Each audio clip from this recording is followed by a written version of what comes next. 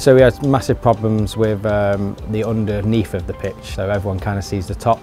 Everyone sees it nice and green and lush, and everyone thinks that's obviously the best bit, but we see what's underneath the surface, so we struggle with drainage. Many times last year we had a really bad winter with obviously a lot of rain, waterlogging, and we did get lucky a few times last year going through games. Like I say, we was on a Friday afternoon, we was underwater when we was playing on a Saturday, so this really had to be done.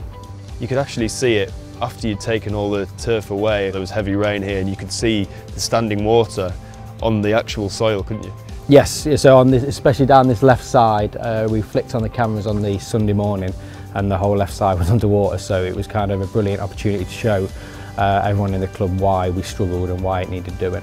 You can see the drainage line's gone in, some of the pipe over there has been now put in, and obviously this sheet stops everything, all the dirt going into the drainage, so it's nice and clean. When you get a lot of water on the surface, you can imagine like a sponge. If you've only got half a sponge, you're only going to take so much water up. So by doing this and having a full rebuild, we'll be able to get a full capacity of water, which will help us massively. So we're about in the middle of the pitch now. So the middle of the pitch will be about an inch higher. And then obviously it will grade down. You won't see it basically from the stands, but if you get right down, you'll probably be able to see it, and that, I say, it just helps the water flow go from left on both sides, like a crown on left to right. We've got the gravel to go down, it's at 125 mil. The undersoil heating will be then laid on top of that, and then you have your 200 mil of sand, and then we'll have 100 mil of 80-20 mix. We're putting undersoil heating in basically to future-proof it. So if you kind of don't put it in now, you have to dig the whole pitch back up. So if we put it in now, there's a choice in the future that we can then just connect it, so that you're not having that big outlay of cost again. This is new irrigation main. Our old one was only 63 mil, so this is 110. So the amount of water we can get out now compared to the old system will be a huge difference. So the ability, what it's able to do on a match day, we'll be able to put 2 sprinklers up at once in the middles. Now with this kind of size pipe, we'll be able to put all 8 up at once. So instead of 12 minutes to water the whole pitch, it will just be a 3-minute at half time and before kick-off. Having black artificial all the way round, like I say, that was one of my biggest hates of the stadium really, because I just think it made it look, like I say, especially with the puddles, it just didn't look really good.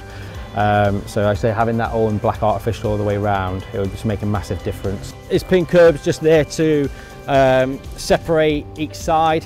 The pitch will come up to about that level here, and then we'll have a gradual slope down for the AstroTurf, and then we'll have an eco drain on the side, so that means that everything, because there's a slight slope, the water will just go straight into the eco drain, and that's obviously we won't get any puddles on the track anymore. It's going to be Premier League, like the Champions League standard now. I say we've extended the pitch widthways and lengthways as well, so that it gives us a chance to host events in the future if we needed to. These are all the new ductings being put in.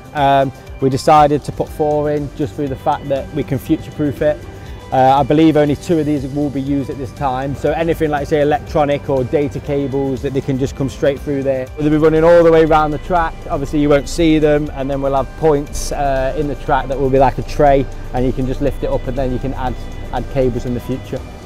Will the pitch look different to fans next year? Will they be able to notice a different type of grass? Not really. Like I say, we'll still use perennial ryegrass when we seed, and they probably won't see the artificial fibres stitched in because they're only like 4% of the surface.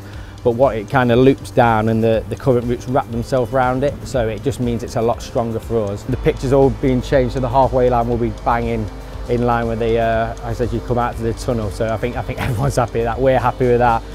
The manager will be happy, so especially the fans. Hopefully finish mid-June, and then obviously then we can start getting on cutting, etc. And then hopefully we'll be playing, I say, depending on our first game of the season, we can be at home on August the 10th, so that's the date we are aiming to. But I would say, I just want to say also massive thanks to Jay Hearn, Martin Kavanagh and Sean Rodlinson for all their work last year, and then obviously with their work here. So we're just really thankful for the owners putting all the investment in. Like I say, I think they've been absolutely amazing for the club, and we couldn't ask for more.